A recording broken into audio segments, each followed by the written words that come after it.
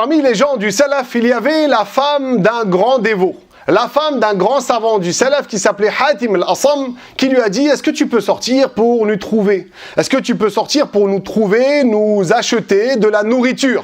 Travailler pour ensuite nous acheter de la nourriture parce que nous n'avons rien à manger. » فهو سبحان الله قال نعم سأفعل لكن لا أدري أين أجد رزقي. Il a dit oui, il n'y a pas de problème, je vais sortir, je vais aller chercher cela.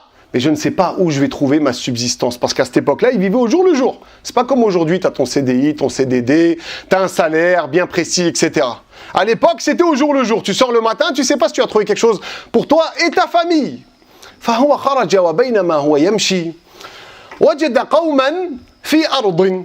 Il est sorti, et après avoir marché un certain temps, il a trouvé des gens sur une terre. فآجرهم نفسه في حراثة الأرض وحفرها لخمسة دوانق والدانق هو سدس الدرهم. Il a trouvé des gens en train de travailler sur une terre, il est parti les voir, il leur a loué ses propres services, il leur a proposé ses services pour labourer et faire la culture de la terre, pour gagner au final, à la fin de la journée, 5 dawaniq. Le daniq, c'est 1/6 du dirham, la pièce d'argent, donc 5/6 d'une pièce d'argent. C'est très peu, subhanallah. بعد ذلك في آخر النهار لما أمسى أخذ أجرته ورجع إلى بيته. À la fin de la journée, il a récupéré son salaire, il a gagné son argent et il s'est mis à rentrer chez lui. وبينما هو في الطريق إذا بإنسان قد أوقفه. Et en rentrant sur le chemin du retour, il y a un homme qui l'a arrêté, qui le connaissait. فقال له من أين جئت يا أبا عبد الرحمن هي كنيته. Cet homme, il lui a dit, tu viens d'où, ô père de Abd al-Rahman? C'était son surnom, à Hatim al-Asam. فأخبره. Hatim l'a informé d'où il venait. فقال له إنها أرض غصب مغصوبة يعني هؤلاء أخذوا هذه الأرض من صاحبها بالقوة. Cet homme, il lui a dit, mais cette terre sur laquelle tu travaillais est une terre usurpée. Elle a été prise par la force par ces gens-là qui t'ont fait travailler. Le propriétaire n'accepte pas cela. وهنا حاتم الأصم خاف ربه. Et à ce moment-là, Hatim a craint Allah.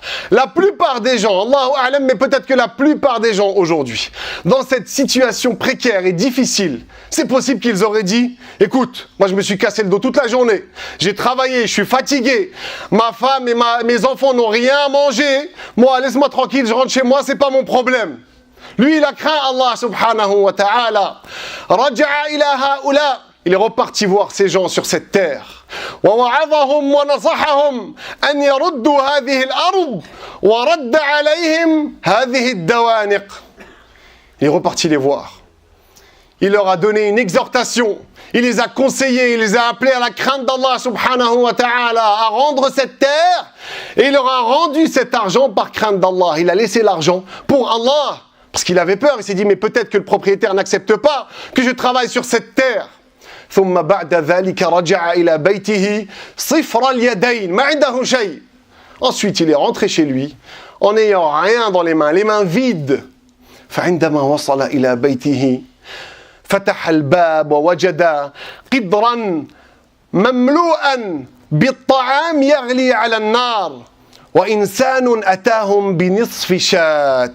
Lorsqu'il est rentré chez lui, il a ouvert la porte et il a vu qu'il y avait une marmite qui était en train de chauffer, dans laquelle il y avait beaucoup de nourriture. Un homme était venu et leur avait offert, à lui et à sa famille, la moitié d'une brebis. فقال إن رزقي ها هنا وأنا أطلبه خارجا. Il a dit, mais ma subsistance est ici, chez moi. Et moi, je suis en train de me fatiguer à la chercher à l'extérieur. ربنا عز وجل ساق إليه هذا الرزق لأنه ترك lillahi tabaraka wa ta'ala al-haram. Comme lui, il a délaissé l'argent interdite pour Allah, Allah lui a facilité la chose et Allah a fait qu'on lui donne même plus que ce qu'il n'espérait avec juste ces 5/6 de dirham. فيا أخي الكريم عندما تستمع إلى كل هذه القصص حاول أن تطبقها في حياتك. Je tiens à rappeler avant de finir, mon frère et ma sœur, que lorsque tu entends toutes ces histoires-là ne sont pas là pour décorer. C'est pas juste pour faire un peu de baume au cœur et c'est tout. Essaye d'appliquer ces histoires au quotidien. Essaye de les mettre en pratique, d'enregistrer, de mémoriser, de les répéter aux gens pour profiter aux gens autour de toi et de mettre ça en pratique. Tu deviendras bien sûr quelqu'un de bien meilleur en suivant cela. Allahumma salli ala Sayyidina Muhammad